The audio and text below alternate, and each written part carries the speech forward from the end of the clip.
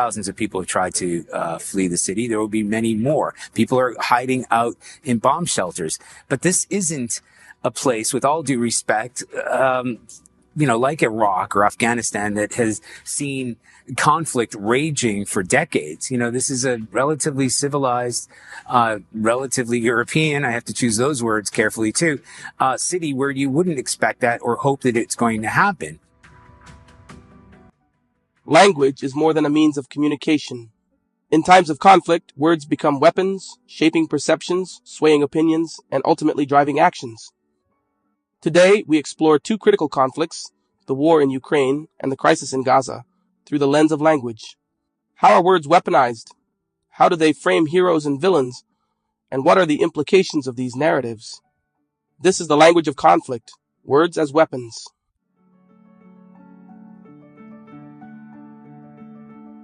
National investigations into Russia's atrocities in Ukraine, including the one conducted by the ICC.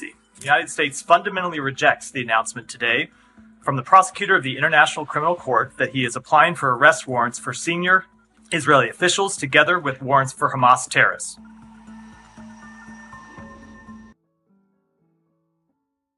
Linguistic framing is more than word choice. It is a carefully constructed lens that shapes the way we see the world. In conflict zones, words do not simply report events. They build a moral universe, defining who is right, who is wrong, and who deserves our empathy. This framing has a profound impact on public opinion and policy, especially in war reporting. To see this, let's turn first to Ukraine. In Ukraine, terms like invasion and genocide dominate coverage. These words carry powerful connotations. These are refugees from neighboring Ukraine. I mean, that, quite frankly, is part of it. These are Christians, they're white. It's very emotional for me because I see European people with blue eyes and blonde hair being killed, children being killed every day. But why are they so effective?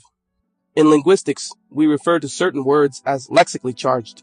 Words like invasion don't merely describe, they carry moral weight, implying violation and wrongdoing. Genocide suggests existential threat and brutality, provoking an emotional response that resonates deeply with audiences. And democracy introduces an ideological framework, painting Ukraine as a nation defending universal values against a hostile force. These terms don't just convey information, they construct a narrative that is urgent, morally clear, and deeply emotional. Through language, Ukraine is framed as a country besieged by unprovoked aggression, a defender of democratic ideals in the face of tyranny. In Ukraine's case, language drives empathy and mobilizes action. This framing isn't without consequence. In response to this language, we've seen unprecedented global support, sanctions, military aid, open borders for refugees. Words have the power to shape not only perceptions, but also policies. Now let's turn to Gaza. Here, the language shifts, clashes, crossfire, and escalation are terms often used to describe the conflict. But these terms carry a vastly different set of implications. Let's break down why. When terms like clashes and escalation are used, they imply parity, a mutuality of violence that fails to differentiate between attacker and victim. This is known in linguistics as semantic dilution, where terms become so neutral that they strip events of their ethical clarity. Reports on Gaza frequently shift to passive voice, civilians killed in airstrikes, removing agency and obscuring accountability. This language veils the source of violence, leaving the suffering ambiguous. Through this framing, the Gaza conflict appears abstract, complex, and difficult to untangle. This linguistic framing aligns with a broader historical pattern described by Edward Said as Orientalism, a worldview that casts Middle Eastern conflicts as inherently chaotic, inscrutable, and violent. Gaza, through this lens, is portrayed not as a human tragedy, but as an endless, unsolvable problem. This framing erodes empathy and complicates calls for international intervention. The consequences are stark. Gaza's crisis, framed as complex and morally ambiguous, sees less empathy, limited international support, and closed doors for refugees. Language not only shapes public perception, it dictates who receives help and who is left behind.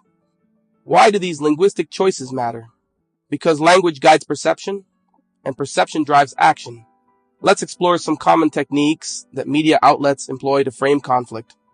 In Ukraine, phrases like democracy under attack are repeated, reinforcing a clear moral framework.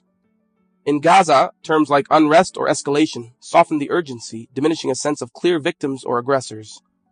In Gaza, civilian casualties are often described as collateral damage, a euphemism that neutralizes the gravity of civilian loss. Meanwhile, in Ukraine, phrases like indiscriminate attacks on civilians sharpen the focus on brutality, amplifying public outrage. These linguistic tools, repetition, euphemism, and metaphor, are not just choices.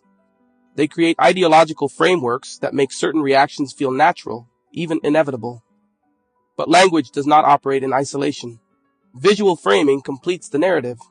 In Ukraine, images of bombed residential buildings and families under siege personalize suffering and invite empathy. In Gaza, the visuals frequently shift to armed militants or chaotic streets, aligning with stereotype depictions of the Middle East as inherently volatile. In visual semiotics, images are symbols with cultural meanings that shape interpretation. Photos of Ukrainian civilians evoke universal sympathy, while visuals of Gaza often align with preconceived notions, distancing audiences from the human toll of the conflict. So why does any of this matter? Language is not just descriptive, it is prescriptive. It shapes our perceptions, and perceptions shape our responses.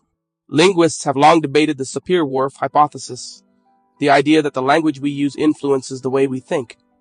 In conflict zones, this becomes evident. The language of genocide and democracy compels intervention. The language of clashes and crossfire makes empathy feel less urgent, less deserved. We see this in policy outcomes. Where Ukraine receives international aid and open borders for refugees, Gaza faces closed doors and minimal intervention. Language does not simply reflect reality. It constructs it. Class people, these are not obviously refugees trying to get away from areas in the Middle East that are still in a big state of war. These are not people trying to get away from areas in North Africa. They look like any European family that you would live next door to. Words matter. They frame our understanding, guide our emotions, and ultimately influence our actions. In conflicts around the world, language becomes a tool of power, a weapon wielded not only on battlefields, but in the minds of millions. As consumers of news, we must read with awareness, recognize these biases, and understand that every word we read has the power to shape a narrative. Be conscious of the words and images that define the world's conflicts. Only then can we challenge biases and approach the world with informed empathy. This has been the language of conflict, words as weapons. Thank you for watching.